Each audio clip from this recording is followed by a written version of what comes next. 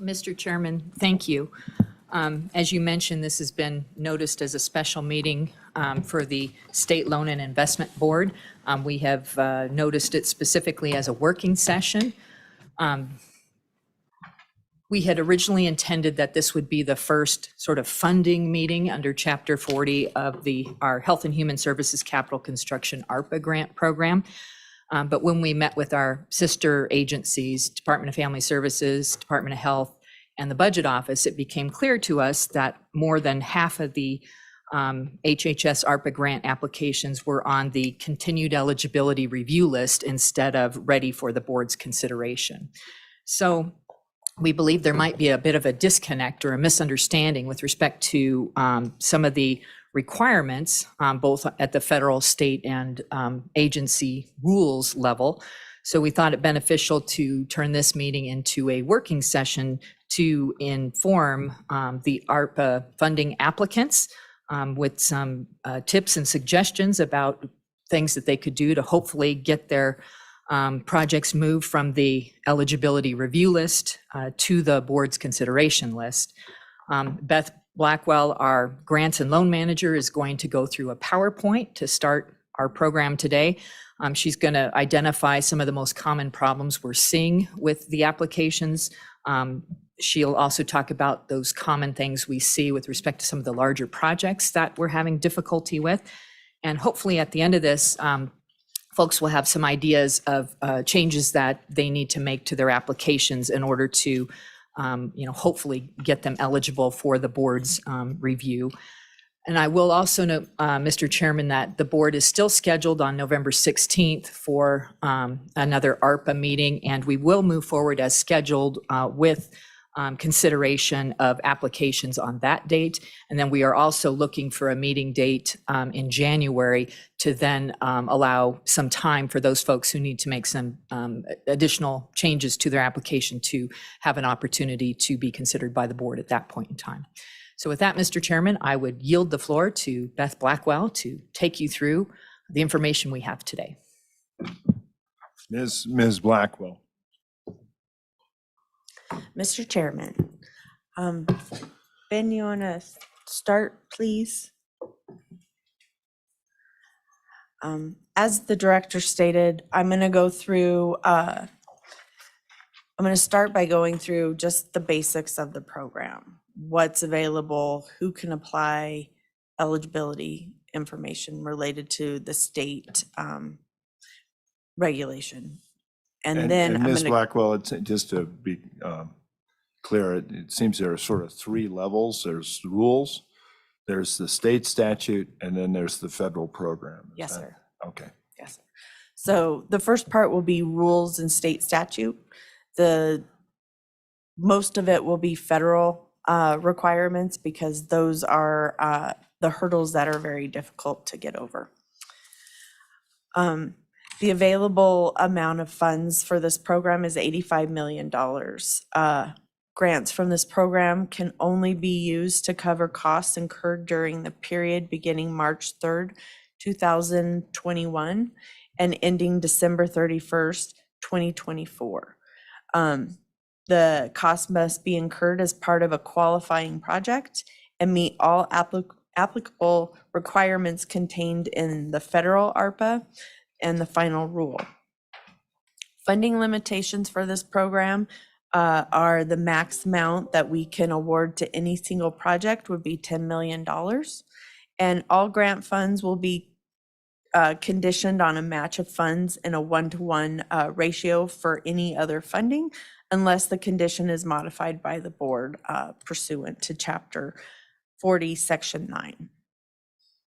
To be eligible within this program, there's 3 identified narrow eligibility funds. They include $7 million is available for community mental health center regional stabilization facilities and women's substance abuse disorder facilities for any qualified project.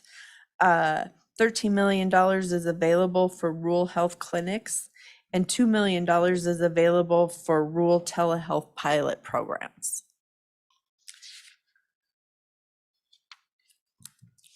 This program allowed for in-kind matches. In-kind matches within this program must be reasonable and easily valued. The applicant must submit an appraisal or some other form of valuation document to easily value these in-kind matches. And then the board will have the ability to determine the value of the proposed in-kind match. So when you're reviewing their application, you can determine whether what they've submitted is sufficient, or if you disagree with the amount that they've applied to that match, and they would be required to come up with additional funds. Any questions on just the basic parameters of the program? Members of the board, any questions? Oh, all right. We'll go into the meat of this, the part that really is what we're here to talk about. So part one of the justification is to identify the harm. To identify the harm, there's two types of harm that you can identify. It can either be a public health impact or a negative economic impact. Public health impacts are things that directly affect the health of an identified population. Insufficient ventilation, mental and behavioral health impacts, and treatment impacts. Negative economic impacts are is a much more difficult type of harm to demonstrate for capital projects. And we will be discussing that later. For now, we'll focus on getting strong identifications of public health impacts. Harms to identifiable populations are generally stronger than harms to entities. So as a population, as a town, it could be children, it could be an overall risk, rather than saying this entity lost money and that is our economic impact. Weak examples of harms are our organization has struggled to keep up with required maintenance on our facility because of staffing challenges and isolation needs. A stronger example would be our organization has struggled to keep up with required maintenance, which has led to a breakdown in our negative pressure systems. This hinders our ability to control infection and puts our patient population at risk of infections.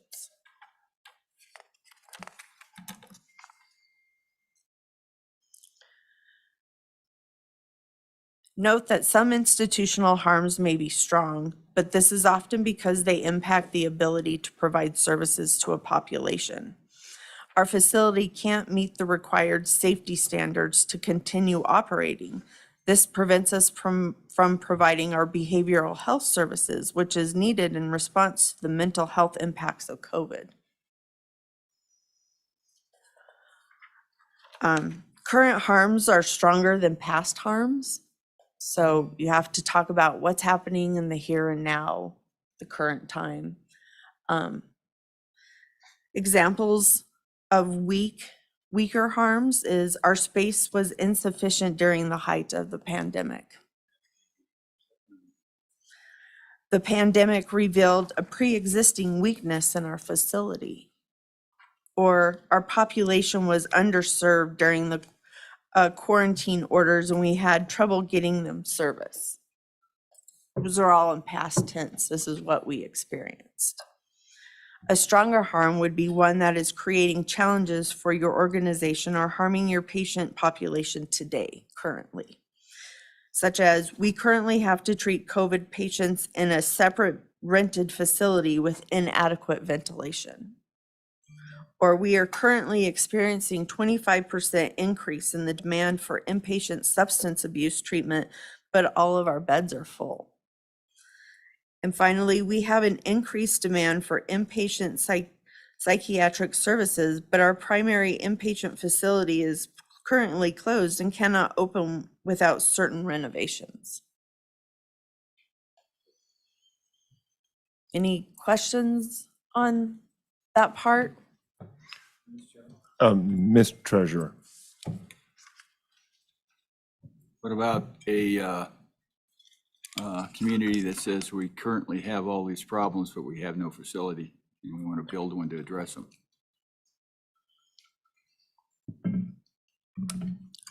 Mr. Chairman, Mr. Treasurer,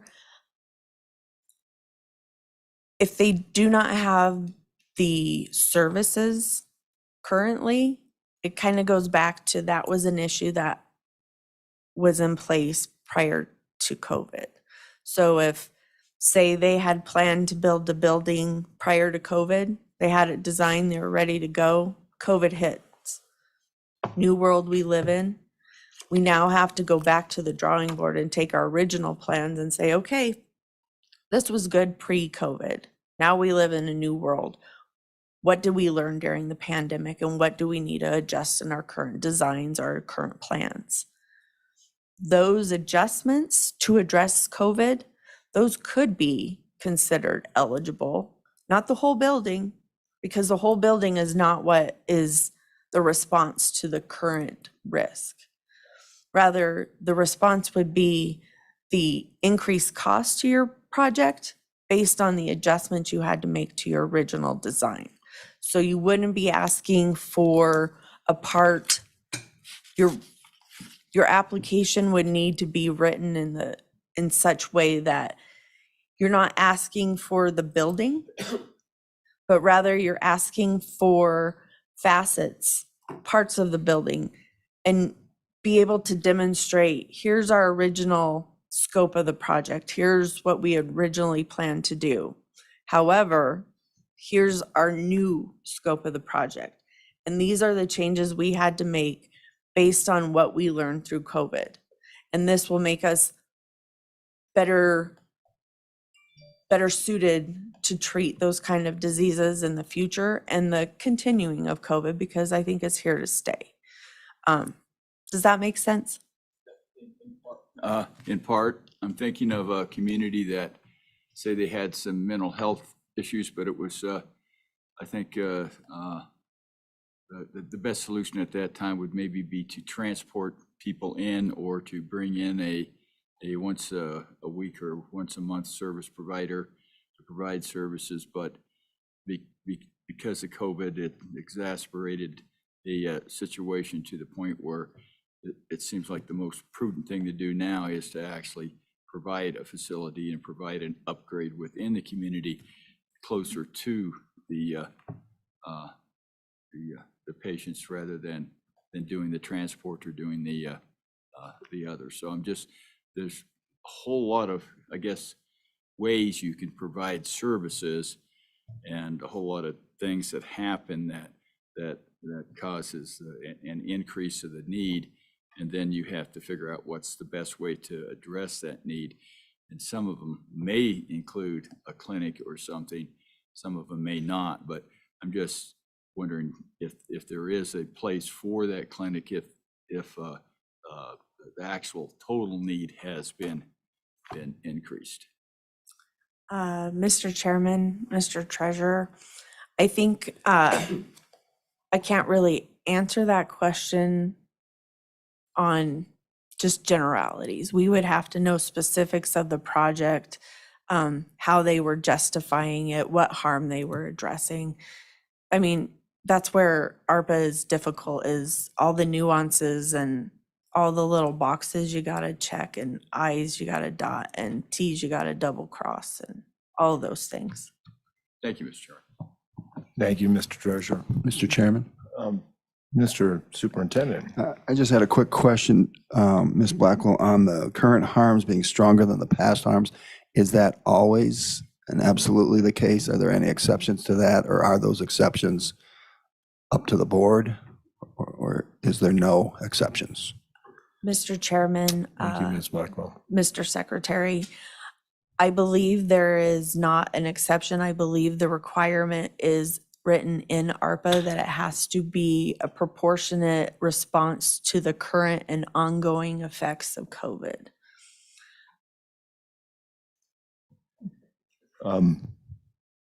Any follow-up there, Mr. Superintendent? If not, Secretary of State. Thank you, Mr. Chairman. Couple things. First off, can we get a copy of this PowerPoint. And then second, going along kind of with what the treasurer asked. So it comes to me, if a community maybe had a need before COVID, but it was being handled by transporting people out of the area or covering somewhere else. But because of COVID, that brings up that they really need it in that location, in that community. It exasperates the situation. To me, even though maybe they didn't have it prior to COVID, but that COVID really brings it forward that we need to have something in that area because of that. To me, that would seem like that would bring that along as a current issue.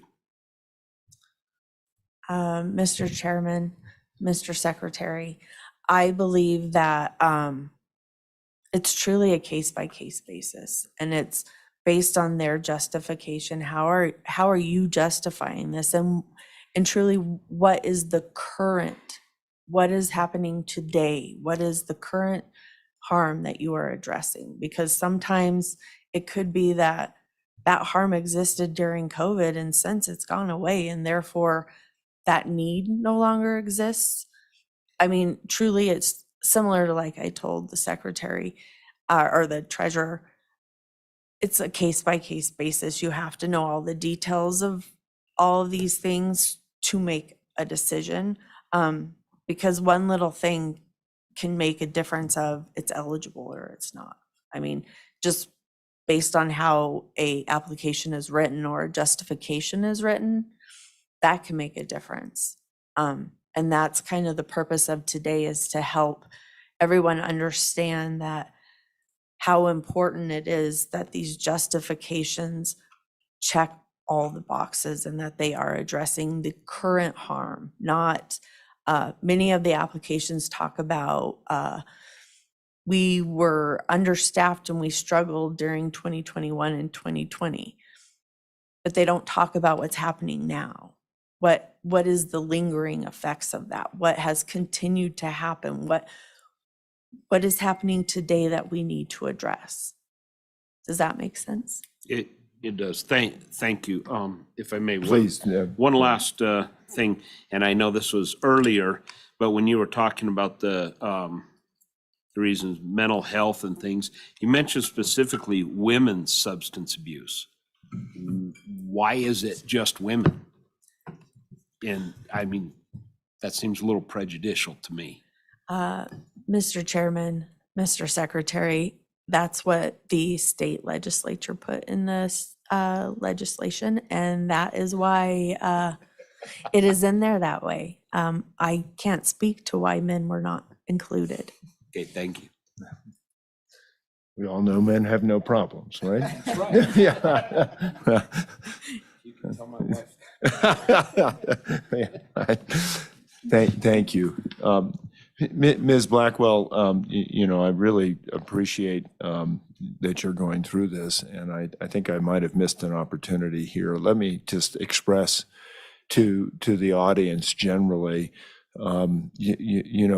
we're sort of struggling with definitions here at times, and our intent is to try to figure out a way to make each of the projects get as far as they can in this process. If there are questions that you have, because it's a working session, I would be happy to, within reason, allow people to approach. And if you do, please use that microphone, identify yourself if there are questions or confusions that are here. And then Ms. Blackwell, I guess, the other piece to this that I was thinking about as we were going through this, if there are specific issues related to Treasury or something along those lines,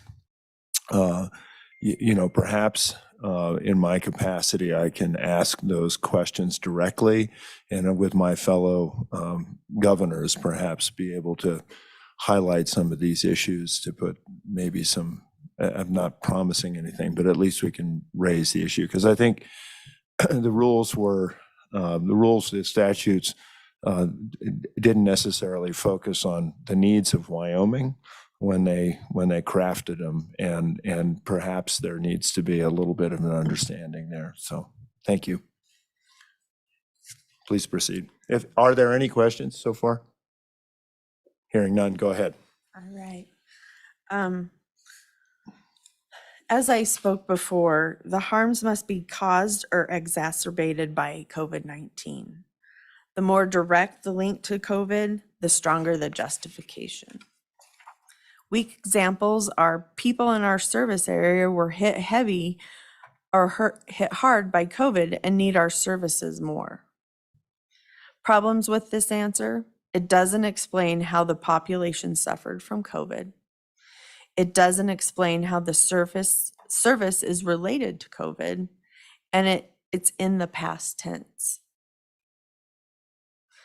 A better explanation, Wyoming has experienced a 15% increase in significant mental health diagnosis since 2020, with no sign of slowing down. The demand for our preventive mental health services has similarly increased, but our facilities do not have sufficient outpatient treatment rooms to handle the current increased demand. Another weak example would be COVID hit our area hard, but we have limited healthcare options and the nearest inpatient facility is 6 hours away. Problems with this answer? Once again, it doesn't explain how COVID is currently impacting the population. It doesn't explain how the lack of inpatient facilities is related to COVID.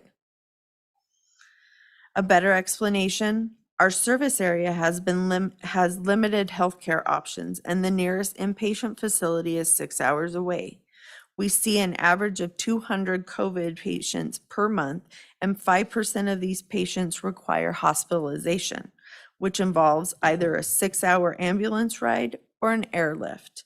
Some patients experience significant complications from the delay in treatment. Any questions on those examples? I think this kind of answers your question, Mr. Secretary and Mr. Treasurer, of you have to tie the situation back to COVID and the current COVID situation. Nothing? Hearing none, go ahead. All right. Next slide, Ben. Negative economic impacts.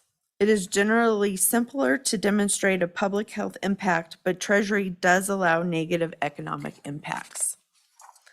To demonstrate a negative economic impact, applicants should provide a justification providing the accounting for how much revenue the entity has lost.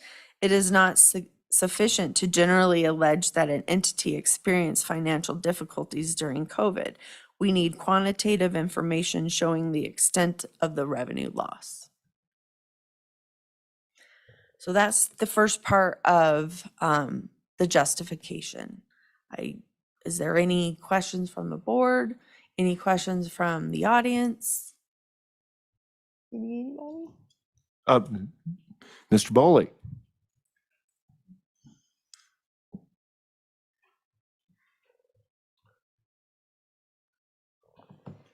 Red light? Is that the right? Yep, red light. Morning, Mr. Governor and Slib members. I'm Eric Boyd with Wyoming Hospital Association.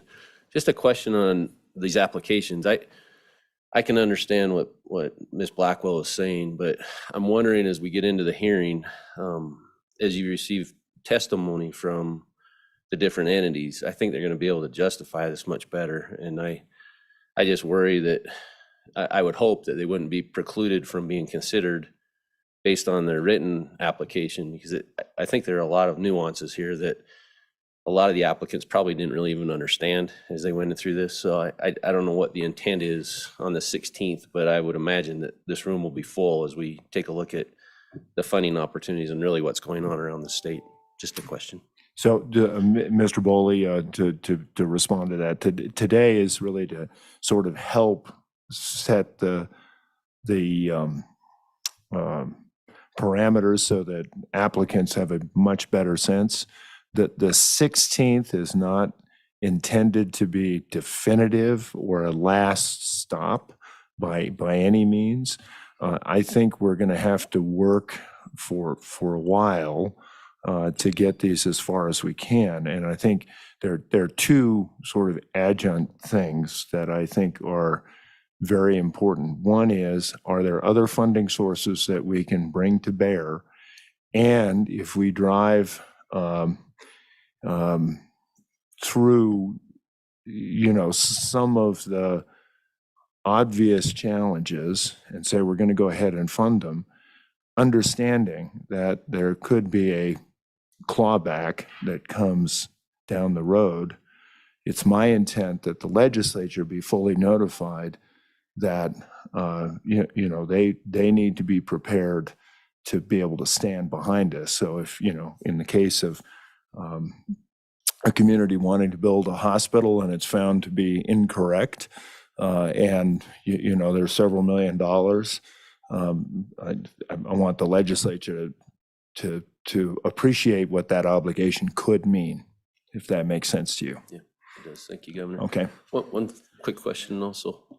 Yeah, let me just have him follow up, and then Treasurer, And Governor, if I could address maybe Beth, just wondering if we have weak applications with some of these justifications between now and the 16th, we might be able to strengthen those if we're made aware of it.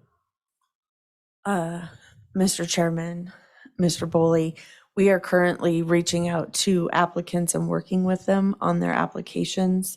The one thing to keep in mind is the justification is what's going to go to Treasury and what they're going to evaluate to whether they agree with our funding choices or not. And that's why we're really focusing on the justification. I think one of the biggest issues with what we received is a lot of applications, we really don't know what people are doing. Hands down, we're going to renovate a building. Well, what does that renovation detail? How many rooms are you going to renovate? What is your renovation cost detail?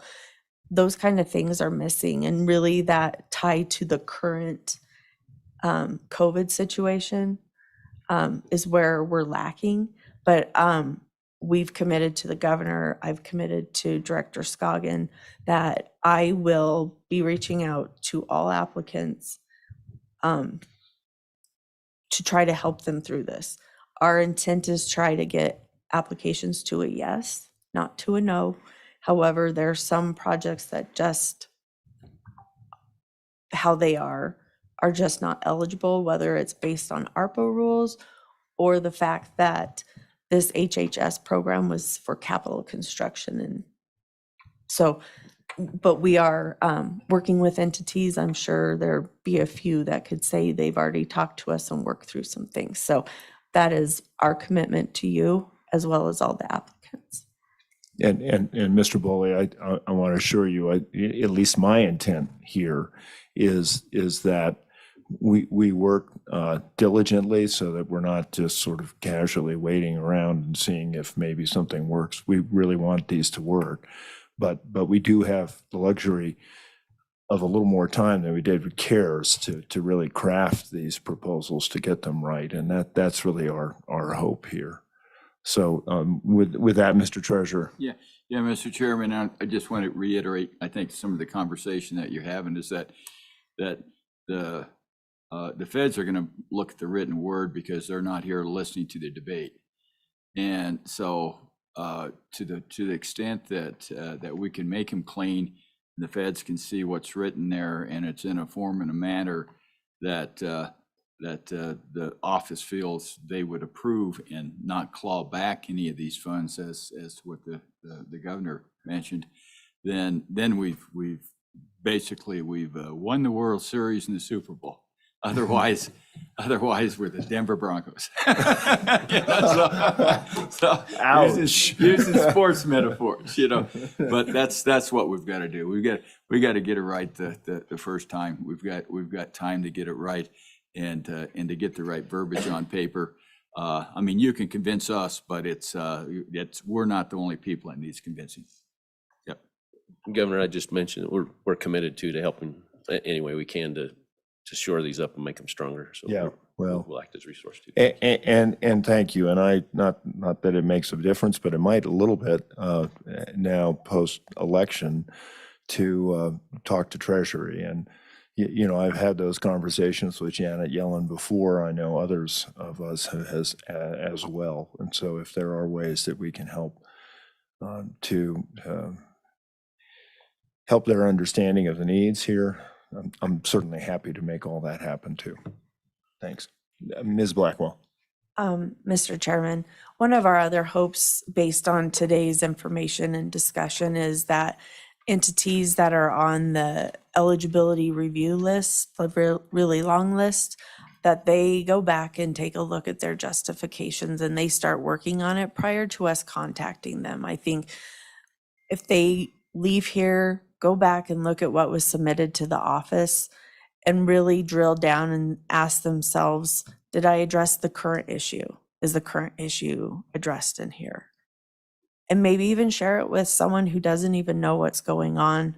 Hand it over to them and say, this is my application. When you're done reading it, will you please tell me what you think I'm asking for and why? Because that would be a great way to start, really. Give it to someone who doesn't know what's going on, which is most of us. I mean, so we're going to get an application.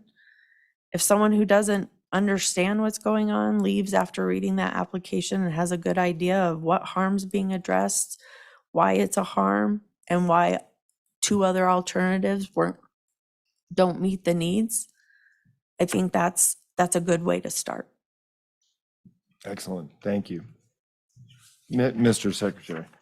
Yeah, Mr. Bull, just one thing, and Bethany, just as I've looked through some of these, one thing that would be helpful, at least in my mind, is some of the entities that have reached out have provided us with a drawing of what their proposed changes are going to be, you know, because, I mean, you just write in the words, well, we want to have some area for, you know, separation of people. And it's like, well, what exactly are you talking about here? And so just for me, at least, it would be very helpful if there's some kind of drawing. What is your renovation that you're wanting to do rather than just putting it in words? And I know one that I noticed a lot was people talking about, well, people coming in and going out are using the same door. Well, about every hospital I've ever been to, in the emergency room, they got an ambulance door, and then they have one that people come in and out of, and they only have one.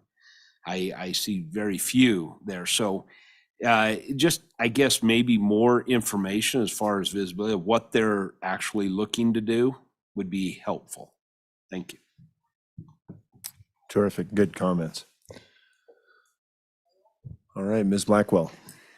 Okay, we'll move on to the next section of the justification. If you'll go to the next slide, Ben, you can probably go perfect. The next part within the justification, it has 3 parts. The second part is related to the independent assessment and reasonable proportionality of the project.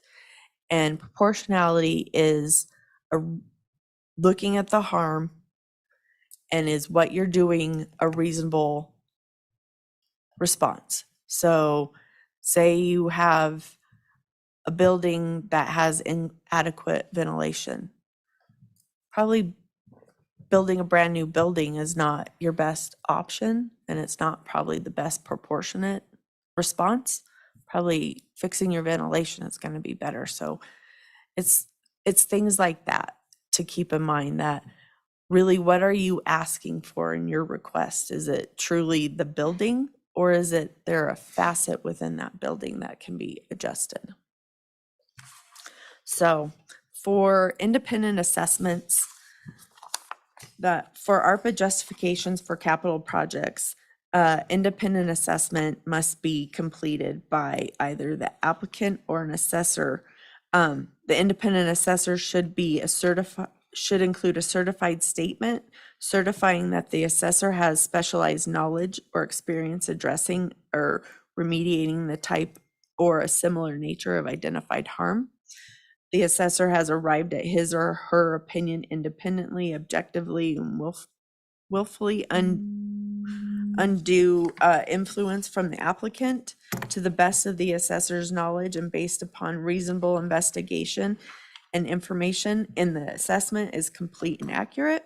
If the assessor is recommending the project, that the assessor's opinion is based on sufficient information and facts to form a reasonable, reliable conclusion.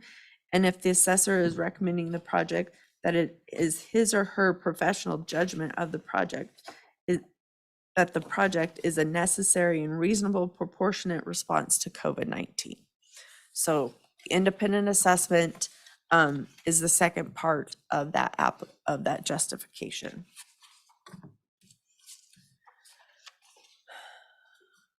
So keys to this is the independent assessment is completed by someone outside of the organization.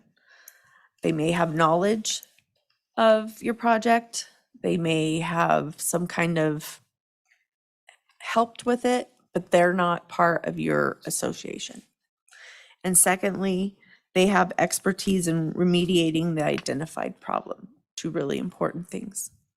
Ms. Blackwell, does that require particular types of disciplines? In other words, does somebody have to be a private engineer or some sort of registered professional?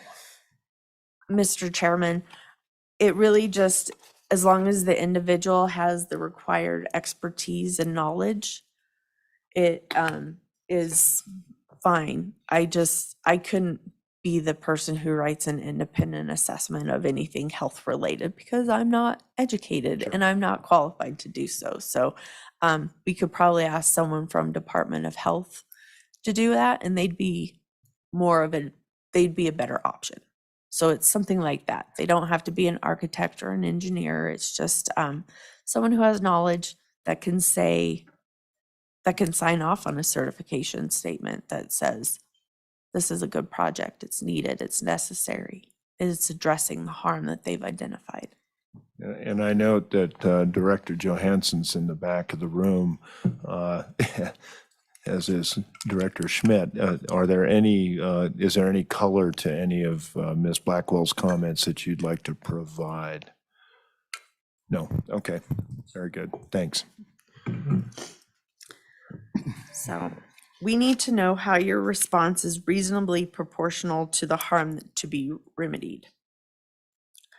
The better the explanation of the harm is, the easier it will be to evaluate the proportionality. The greater the harm, the larger the response can be. The larger the project, the more information and analysis you need to provide to establish proportionality. Explore all non-capital alternatives you can think of. If we think of one that you haven't addressed, we may need to reach out to you to find out whether that alternative would work. For example, if you are asking to purchase a facility, you need to explain why leasing that same facility or a similar one wouldn't work. Or if you are asking for a renovation to improve sterilization, we need to know why different cleaning procedures wouldn't be effective.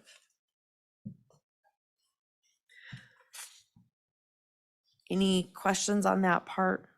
Mr. Chairman, Mr. Superintendent. Ms. Blackwell, just out of curiosity, has the independent assessment piece been a problem with some or most of the applications? I believe our independent assessments have been decent, good. I can't remember one off the top of my head that I've had an issue with.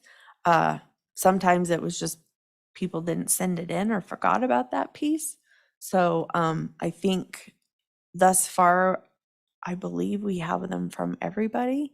There may be one or two still straggling in.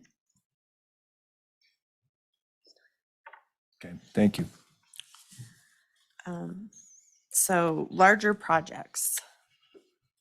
Treasury has stated that large capital projects face an uphill battle establishing proportionality. You will need to overcome these red flags and challenges with any large project. Number one, increased scrutiny. The more expensive a project is, the higher the scrutiny on the project. Time to completion. The longer it takes to complete a project, the less likely it is to be proportional, and the less likely it is to be a reasonable response to the COVID-19 pandemic and what is currently happening. Why is your project with a longer completion time better at addressing COVID than an alternative that can be in service more quickly? The scope of the project. The larger in the scope a project is, the less likely it is to be a reasonable proportional response to COVID. Does your project have features, departments, wings, or components that are not specifically responding to COVID? Can you eliminate those from your design to make it more COVID specific? And if your project has a variety of features or components, can you explain how each one responds to the harm from COVID? And finally, the expense of the project. Treasury is applying higher scrutiny to larger projects. Are there cheaper alternatives to your project? Why would those not work? This is something we'll discuss a little bit later. If you are asking for a new building or a new building purchase, why wouldn't a remodel or a renovation work? If it's just a renovation, would a smaller one work equally well? Why wouldn't leasing be better than the building?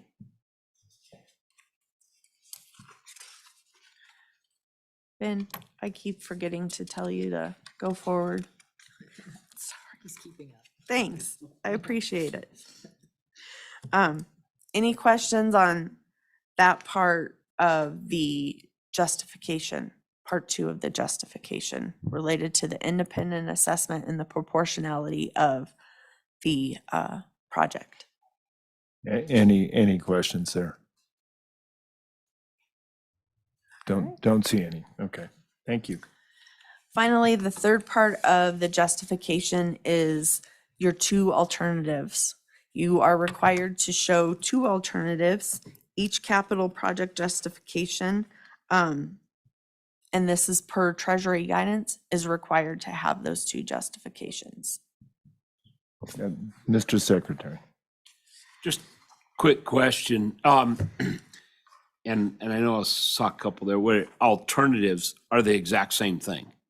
It's either we renovate or we build new, or we build new. Maybe a little bit square footage difference, but the alternative is basically both of them are identical. And I mean, to me, that doesn't really show real alternatives, does it? Mr. Chairman, Mr.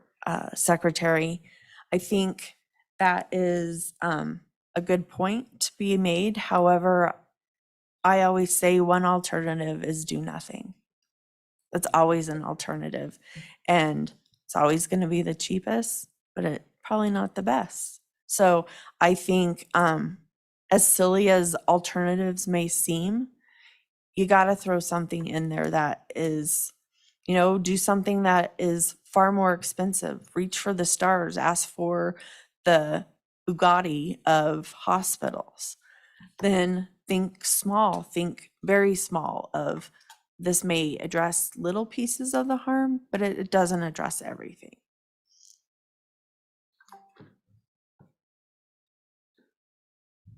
Very good. Go ahead, proceed. Stronger applications will provide the best alternatives you can think of, not absurdities. If you can think of a stronger alternative than the one you provide, we may have to go back and ask you to consider that one as well. So it is in your best interest to provide the best alternatives you can come up with upfront. Don't assume that you need to stick to the same basic type of project as your proposed project. If you're proposing a full hospital as your remedy, you could probably explain why it is a better COVID remedy than a clinic, urgent care, or emergency department.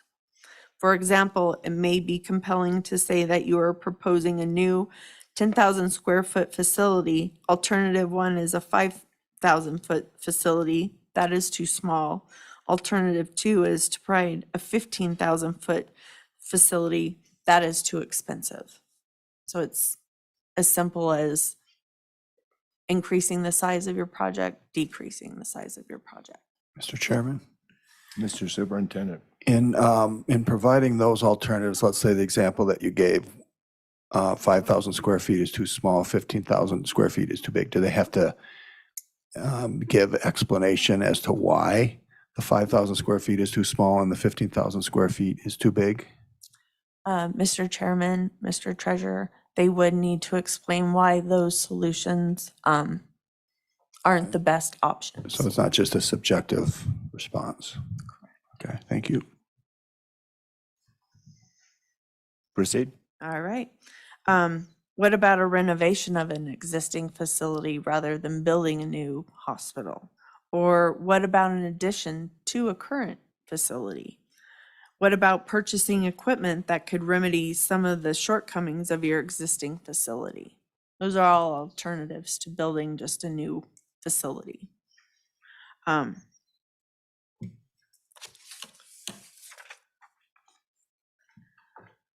You can go to the next slide.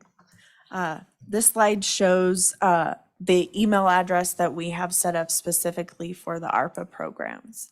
One of the things we are struggling with, as there are a lot of applications in the queue right now, is trying to get all the answers to questions quickly. Therefore, things that people can do to help us to address your questions as expeditiously as possible is send a single email to the special email address, the slf-grantsandloans@wyo.gov. Don't leave multiple voicemail messages for multiple people. And finally, if you emailed your questions, don't also leave a message, because then you may get an email answer as well as a phone call when we could have just done it one way. So, and then lastly, I just want to state that, talk about some application trends that we saw during our review of the applications. The first would be many applications did not satisfactorily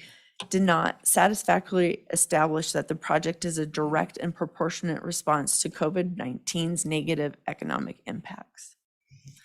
Many justifications lack the required two alternatives. Lack of detail related to the ongoing and current harm that was created by or exacerbated by COVID-19. Lack of support for the value assigned to in-kind matches, why the in-kind match should be considered a necessary part of the project. And finally, lack of justification for a reduced match. Many people just put in a reduced match in their application without justifying why they were requesting that reduced match.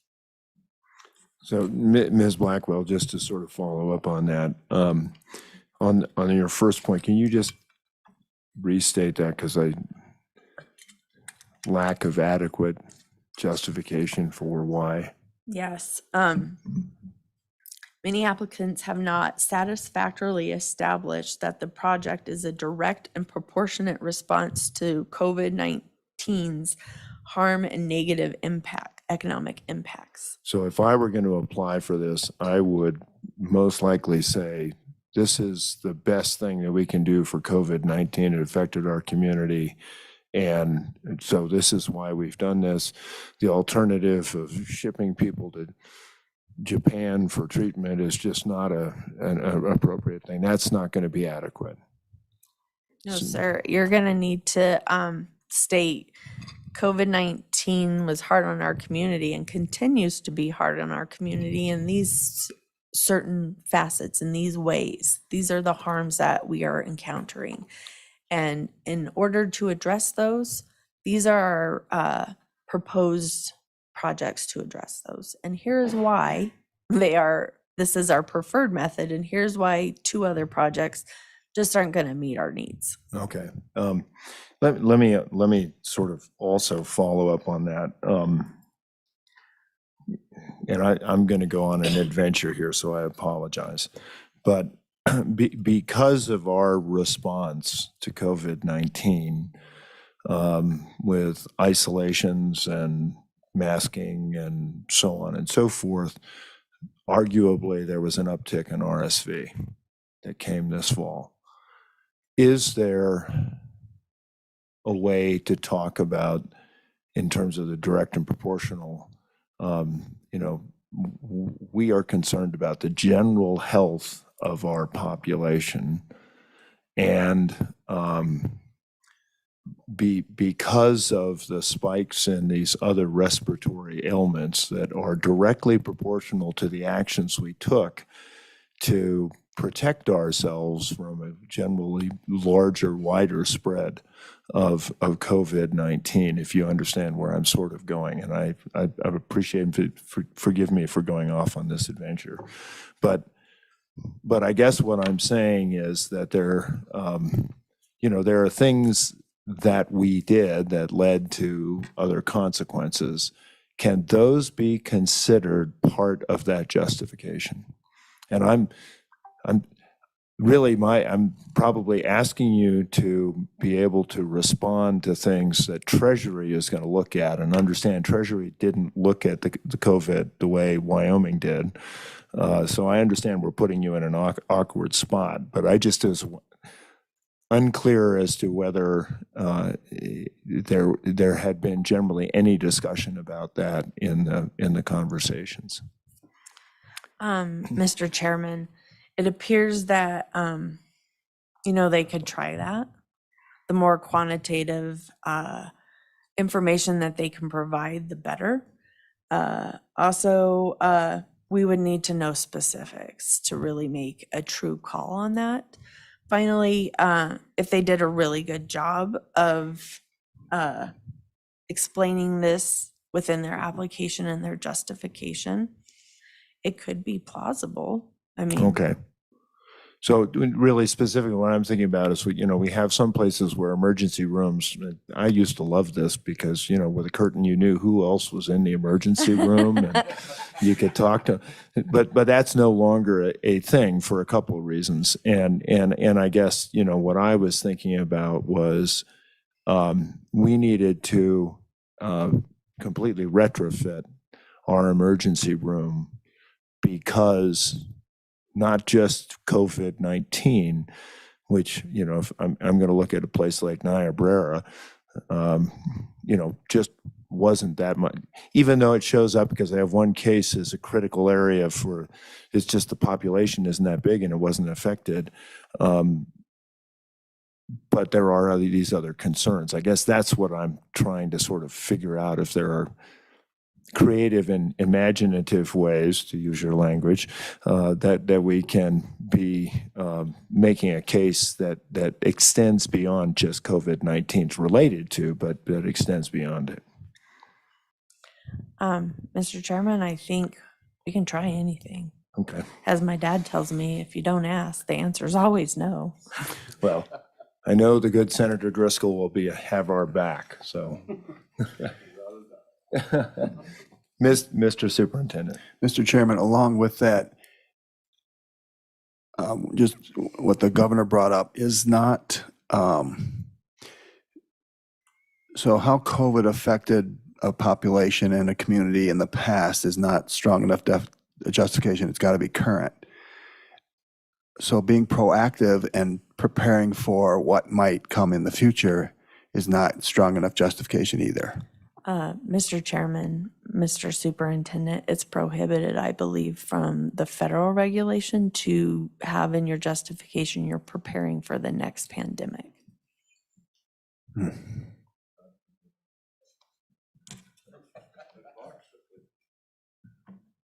Thank you, Beth. And I know you're in a very awkward position because owing to the federal government's brilliance on this, it doesn't make a lot of sense. So. Yes, sir. One last statement I want to make is for those applicants that are listening to this, if you think some of your justifications sound like the weaker examples, we encourage you to take advantage of this time and start improving on it and providing us that information on your own. We will be working as quickly as we can to get to each application. However, if they're working on their end and we're working on our end, we're going to meet in the middle quicker than if we're just the ones working through things. So it just would be much quicker for us to have them working on it versus us coming and asking for an update. Our goal is truly to provide the strongest possible applications to the board so that we can do much good with these monies and we can provide strong justifications to Treasury.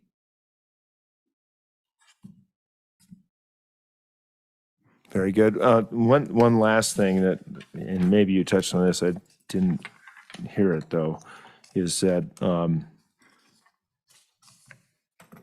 as a general, I'm trying to figure out how to put this, but as a overall, our overarching project narrative, we need to really get to very specific justifications for that.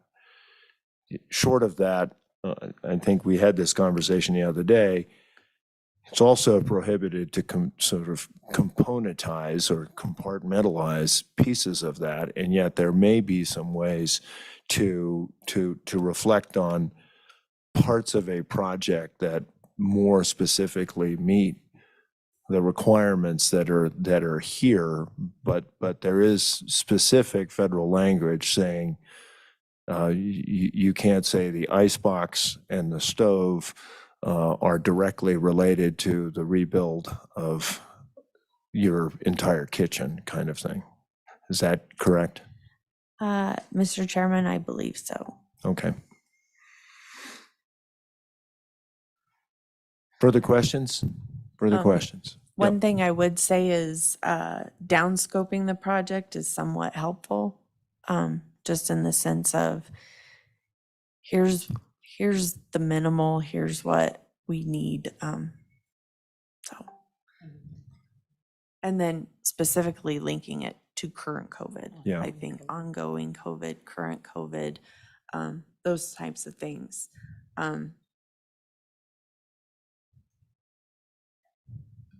Okay, thank you. And then I don't know if there's any other questions that maybe applicants have before we leave today. Are there Just- any other generalized questions from applicants? Mr. Bump, is anyone raising their hand?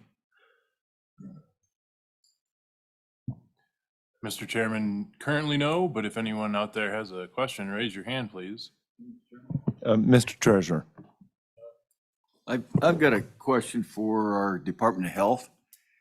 And this goes to some of the, I think what the governor was getting at was the associated diseases that COVID exasperates or causes. And any statistical data that we have, you know, an increase in asthma, increase in COPD, and that's the need to treat those as well as COVID. And I would think those would probably start increasing because people I don't think they're getting as much treatment for their COVID systems if they have them, because the general thought is that this strain of COVID isn't life-threatening as some of the first ones were, but the chronic illnesses associated with having it, maybe they're getting exasperated and require more treatment. And I'm wondering if there's any data on that. And I guess to the governor's point is that if the data increased in a lot of these different areas, and that also increases the need for health care, is that a covered eligibility standard? And that's a question for the, but first the statistics, so some of these people can say, yeah, we've had a 15% increase in these in related COVID. Director Johansson. Mr. Chairman, members of the board, Stefan Johansson, Director for the Department of Health. Treasurer, it's a good question. I can certainly make available to the committee all of our data on infectious disease in general with what we know right now, both with COVID, with other illnesses that we track, that we monitor. Tying certain, phenomenon or increases or decreases to one aspect is difficult empirically. We can certainly make assumptions on why something has increased or why something has decreased. But I'm more than happy to make available to the board our current epidemiological data on various illnesses. But I would just caution on kind of that straight line connection between trends. It's something that I know we frustrate everybody with when we want an explanation of why something is happening, but it's very difficult empirically. But let me get with our state health officer and public health division on what could maybe shed some light on and be helpful in general to applicants on various infectious disease or other public health phenomena we've seen. Yeah, over the I past don't 3 want you to years. go as far as the feds, because if somebody died in a car wreck and you had COVID, the cause of death was COVID. Mr. Chairman, Mr. Treasurer, I hear you. I will say that Wyoming was very careful with its death data, especially as it related to COVID, and reviewed them all individually. Very good. Thank you. Thank you, Director. All right. Are there any further questions? Food for thought. And that was what this meeting was intended to provoke. Mr. Bump. Mr. Chairman, Tiffany Marshall. Ms. Marshall, and I do see a couple hands up there, actually. Ms. Marshall, you have the floor. Hi, good morning, and thank you guys so much for hosting this special meeting. I think it was really beneficial for us. I just had a question, probably for Ms. Blackwell. As we're looking through kind of on the information and suggestions you provided today, do you recommend that we address more of the ARPA justification form to provide additional information, or update the actual application as well? Mr. Chairman, Ms. Marshall, I would say make sure your justification is as strong as possible, but we would prefer both your Excel application as well as your justification to be updated. Okay, perfect. Thank you so much. Thank you, Ms. Marshall. Mr. Bump, it looks like we have a couple of others wanting to address the board. Mr. Chairman, Terry Moss. Mr. Moss, thank you. You have the floor.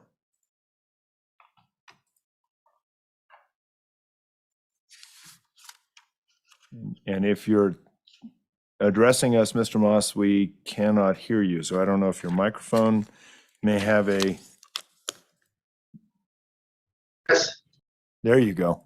There you go. Okay. Thank you. I'm going to pass this over to Jim Bands, our CFO. So the question is, if we've revised our, we had some questions from the staff. Thank you for asking, by the way, and we revised that. And we feel that our applications are thorough. Should we be calling somebody there to see if there are additional questions, or should we be waiting for the staff to call us? And then secondarily, will there be a second set of lists before the next Slib meeting? So for the meeting on the 16th, will there be revised lists coming out? That shows if the applications, meet qualifications.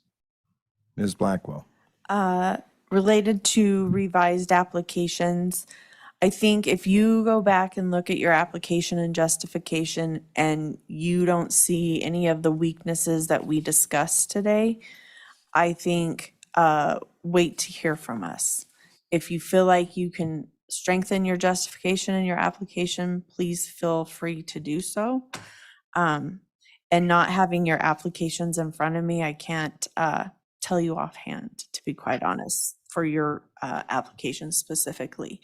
As for new lists for the 16th, we will be issuing new lists. We're hoping to get all those off the incomplete list, as well as many off of the still under eligibility review, moved to ready for consideration list. So we hope to at least double that list.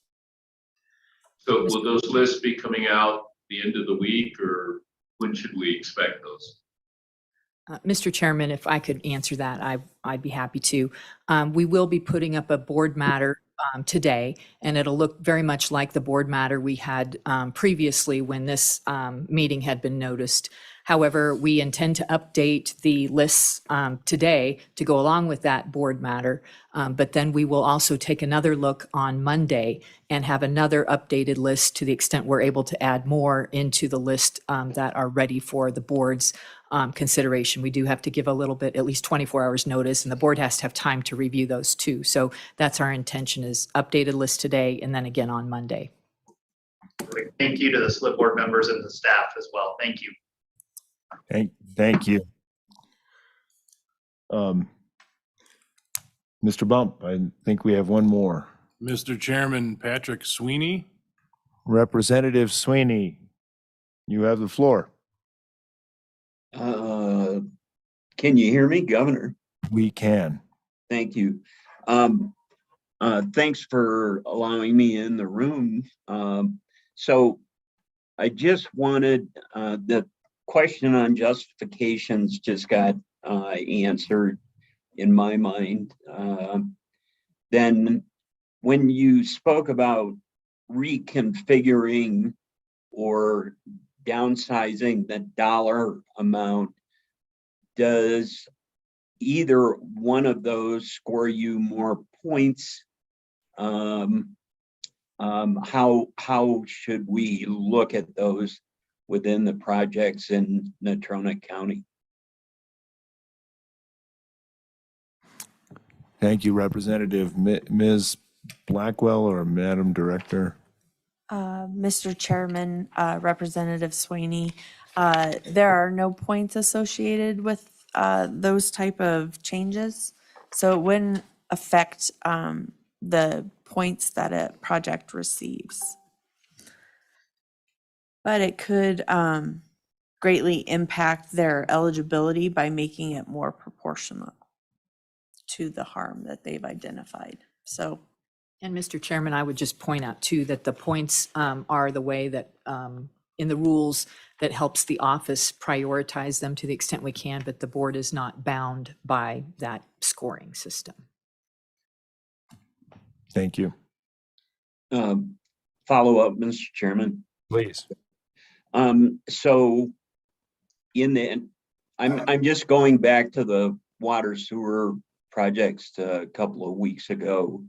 In the point system and trying to better, defend our application, in particular for the health department here in Natrona County.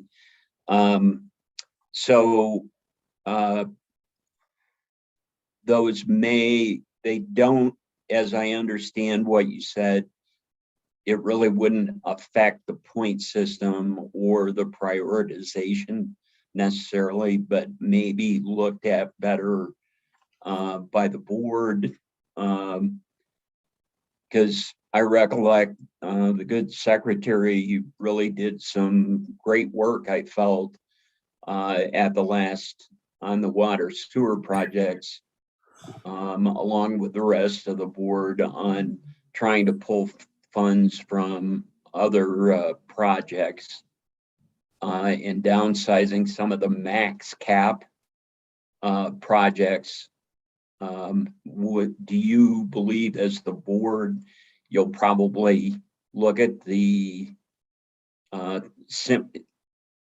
in the same light, I guess, is what I'm trying to get across this round, Mr. Chairman, Governor.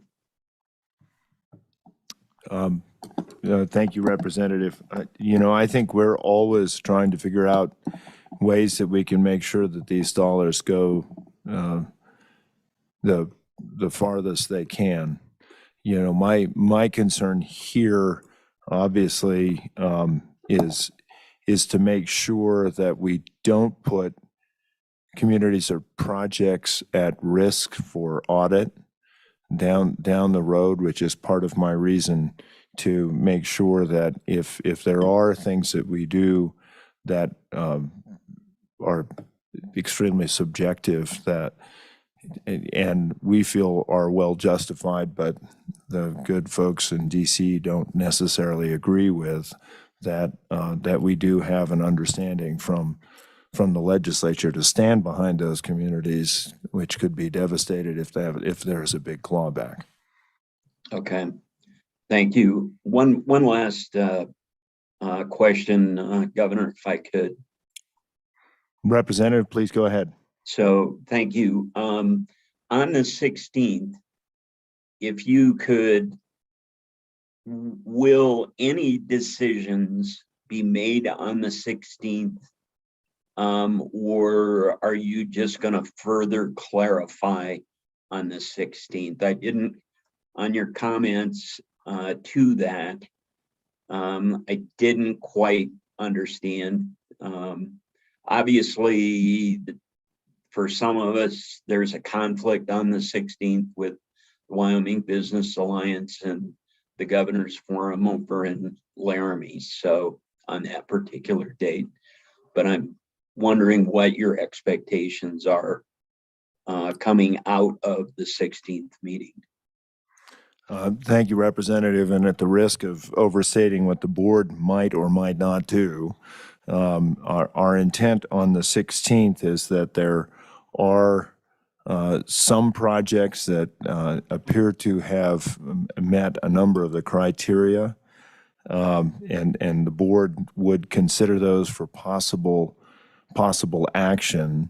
But I think as a board, we've also talked about, we understand, and board, feel free to speak up if you've got a difference of opinion on this, but we've also been mindful of the fact that there may be projects that are also meritorious that with a little bit more clarification, which was the point of today, it could be brought forward. So it is a, let me put it this way, Representative, I regard all of these projects and how we fund them, this entire program, is very much a work in progress. So there may be some of these projects that get funded, and clearly the 16th, we intend to be able to make some decisions on that, but we also want to save some powder for future applications if there are ways that they can be modified to make them more appropriate for funding. Does that answer your question? Yes, thank you, Governor, and appreciate the board's time. In hindsight, I guess we should have, me as a legislator at the time, should have worked harder not to save any of this and put these funds directly back into these projects, rather than putting into permanent funds, but and trust. But that's hindsight, water over the dam, and this is a great opportunity as the board is taken this up to strengthen our communities. So appreciate the time. Thank you, Governor. Thanks, Representative. Any further questions, comments? Madam Auditor. Mr. Chairman, just a couple maybe rambling thoughts and then well, maybe I'll start with a follow-up sort of from Representative Sweeney. What I think I heard, and I'll just say this out loud and then perhaps be corrected, will address what applications are, I'm going to frame it low-hanging fruit on the 16th. We know they're good projects. We know they're eligible. There's no questions left over. Let's get them going. But we would, that will not take up all of the money that we have to allocate. And then I think I heard you say that we would anticipate probably not doing a second round of more in-depth funding until after the first of the year. And again, and this is no fault of anyone's, it's the fault of the convolution of the guidelines. I think maybe applicants and OSLI and board members are feeling a little bit of whiplash. And so I just want to make that clear as far as, there'll be a pretty solid gap between November 16th and next funding decisions as we really are careful and cautious and get everything under the bridge. Is that accurate? I think that's a fair assessment. And of course, the board has the ability to make some decisions Right. around that, but yeah. And so, Mr. Chairman, just a couple other thoughts, I think mostly directed at applicants. I'll start with a very obvious statement, but I think we all need to be reminded of it. If the intent is to fund a project that we know is very good and has always been needed, and this just seems like an opportune pot of money, but it's really not related to COVID, this is probably not going to work out. CARES was kind of loose and fast a little bit. It was very quick. The regulations were very quick. The regulations in general got a bit looser as we went on, as opposed to tighter. And the opposite is very true here. There are broader categories, there are more categories, but they're tight. They're tight, and the justification and the reporting is far more robust than it was with CARES. So and I'm in no way implying that we got away with anything with CARES, but the standard is very different here. And if any applicant says, gosh, this doesn't really have anything to do with COVID, but man, we're going to try, this is probably not going to work. And that being said, I mean, just mathematically, the even if we get everybody on the eligibility review to a place where we can say they're eligible, they will not all be funded because there is simply not enough, not enough funding regardless. And I think to Representative Sweeney's question a little bit, we have sort of an opposite conundrum as we did with the water sewer applications. In that situation, we had loads and loads of applications that eligibility was very clear. They were all very, very eligible. There was no question about that. And so the point system came more into play there. And I think the point system will come into play here, but the point system doesn't really matter if we can't get you eligible. Even if you were to score really high on the points, you have a boatload of match, like you have a lot of support, like everything checks the boxes. If we can't get you in our minds comfortable with eligibility, those points maybe are going to be less important. Again, just speaking for myself. And then the last thing I would say is, and back to the audits, I always like to mention the risk of that. I think there maybe has been and will continue to be a little bit of frustration, like, well, let me explain it to you and you can see how it's eligible.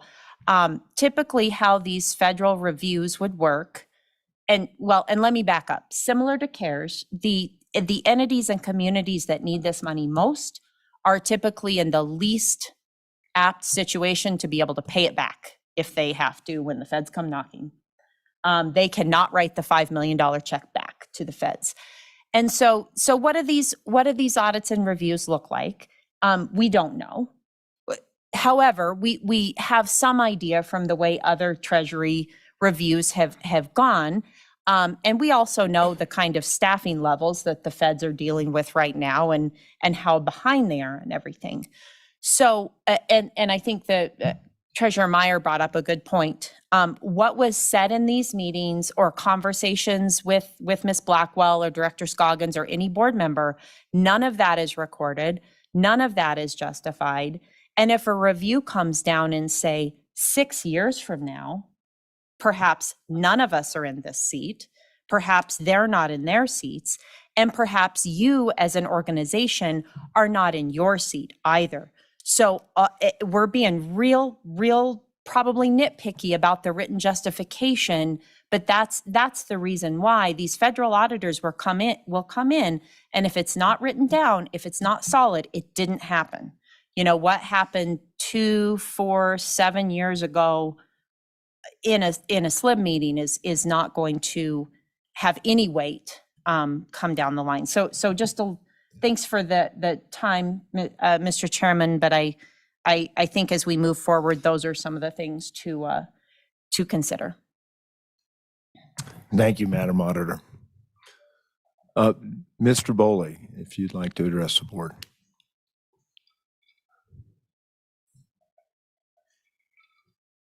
Mr. Chairman, committee members, Eric Boyd, the Hospital Association. So I'm sitting back here thinking about the $85 million that we have, and it's split up in several different pots. A question I have is there's 63 million basically for capital construction for healthcare facilities. There's money set aside for rural health clinics. There's money set aside for mental and behavior health.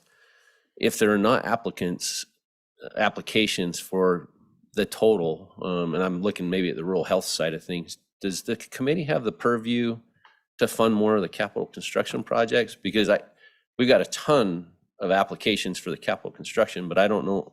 And then is this OSLI working on putting these applications into those different pools? And do we know what that looks like? Mr. Boley, I'll defer to the director probably to address that. Now I'll tell you kind of what I hope, but.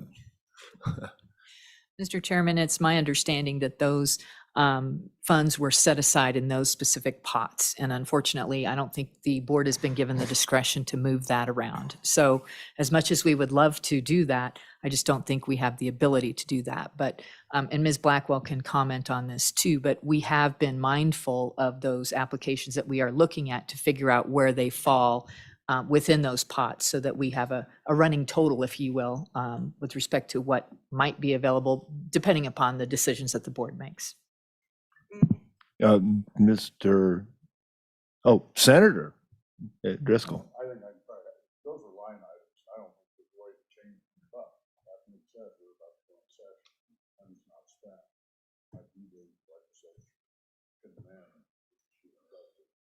So we got plenty of time to go through the next process. If there's money left over, you either go through another application process or we can open flex the legislature. But we clearly can do it.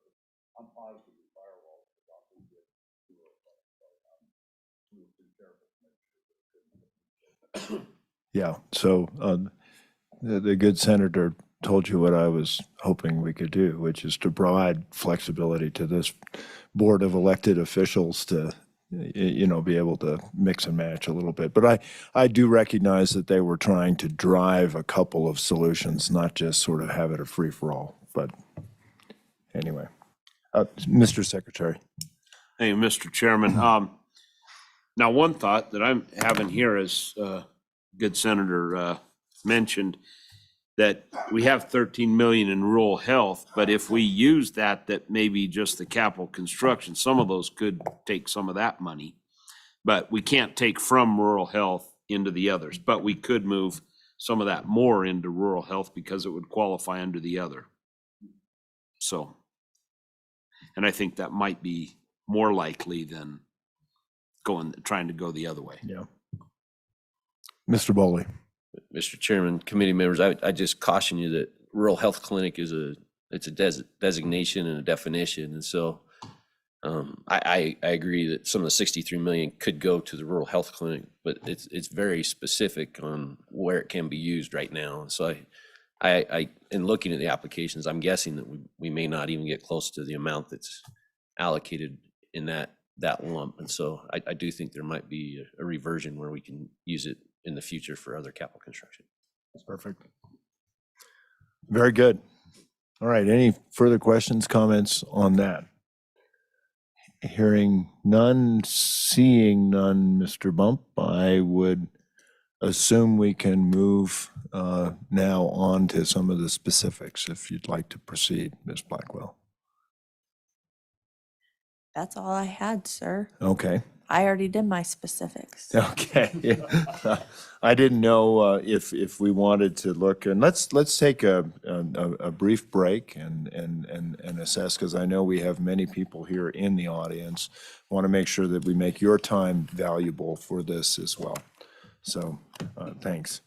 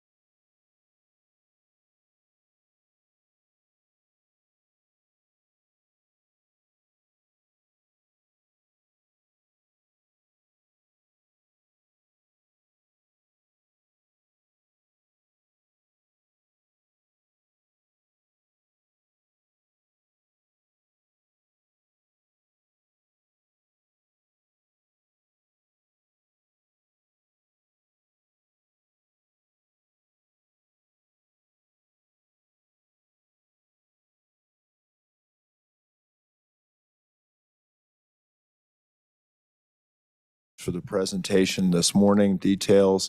It's my understanding that you have been working with the applicants and you'll have further opportunities certainly to be available to.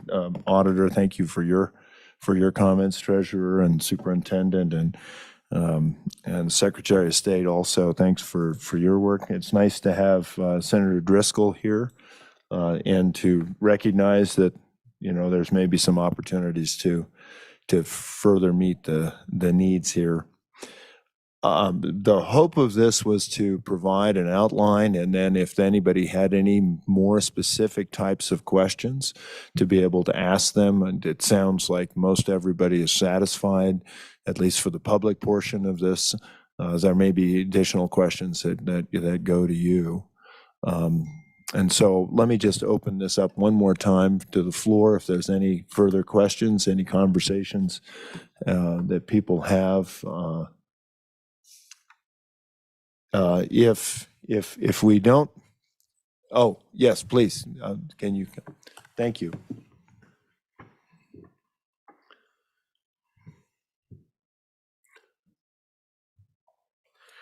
Mr. Chairman, members of the board, thank you for hearing me today. Ryan Anderson, Youth Emergency Services Executive Director in Gillette, Wyoming. And just so speaking as an applicant, as we go back and look at our application and see areas that we could strengthen that, having a great deal of appreciation for the difficulty of Ms. Blackwell's job here, but would it be helpful if we denote in some way, shape, or form those changes so that members aren't having to go back and reread the application to see what changes were made, or whether that be highlighted, whether it be in different color or something like that? Thank you, Mr. Anderson. Ms. Blackwell. Mr. Chairman, Mr. Anderson, I think that would be helpful. Just, in your email to us, just identifying these are the areas we changed within our application. That would be beneficial.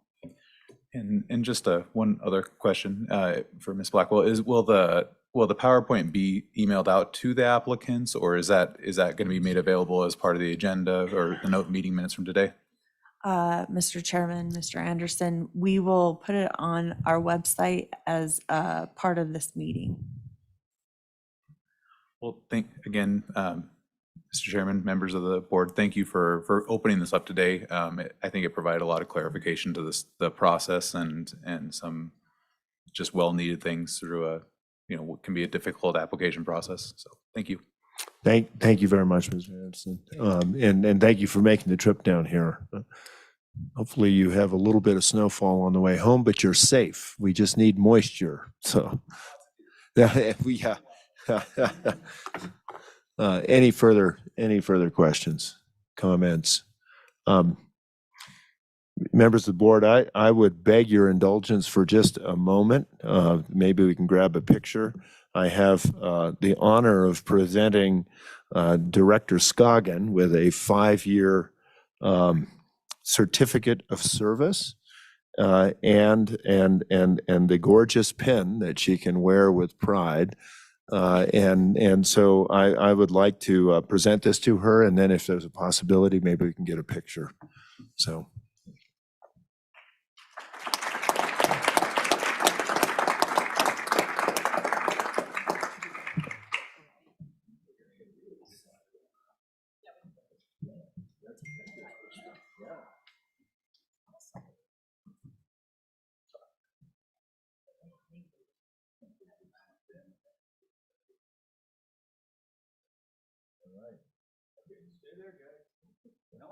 Come on over.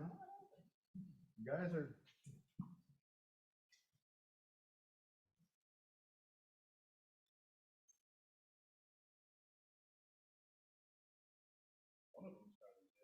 Thank you very much. Thank you. Thank you so much. Talk about sweet for pictures. Email that to post it out there. Oh, okay, yes.